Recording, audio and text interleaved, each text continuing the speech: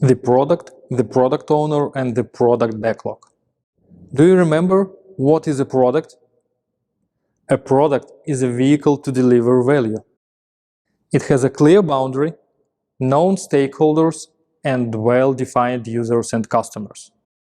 A product could be a service, a physical product, or something more abstract.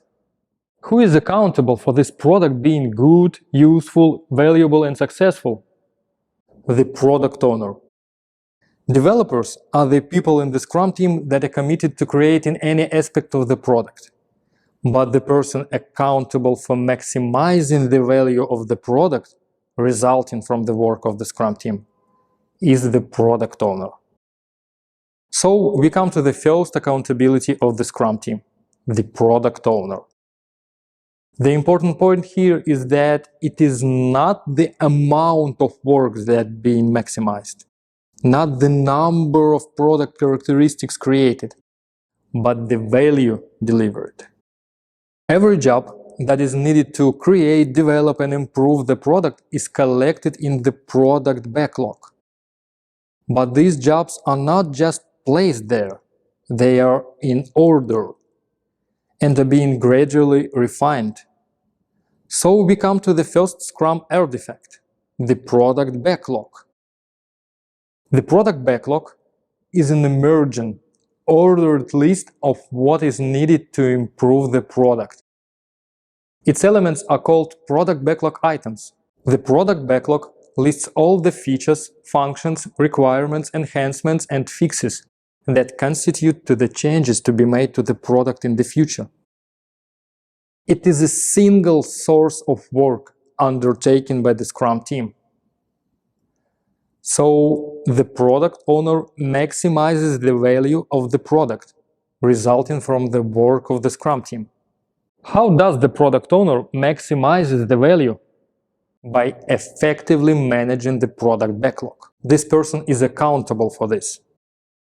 It means that the product owner develops the current objective of the product goal, creates and orders product backlog items, and ensures that all these elements, the product backlog, the product goal, and product backlog items are clearly communicated, transparent, visible, and understood. Product owners may do all the above work themselves, or they may delegate the responsibility to others. Regardless, the product owner remains accountable. But they are not alone in this. Scrum Masters help product owners find techniques for effective product backlog management. And they help their Scrum teams understand the need for clear and concise product backlog items. The product owner's decisions are visible, transparent, in the content of the product backlog, its items and their ordering, and through the inspectable increment at the sprint review. For product owners to succeed, the entire organization must respect their decisions. Otherwise, they cease to be the owners of the product and become rather the owners of the team's backlogs or requirements coordinators. The product owner is the only person with the authority to cancel the sprint in case the sprint goal becomes obsolete. The product owner may represent the needs of many stakeholders and reflect them in the product backlog.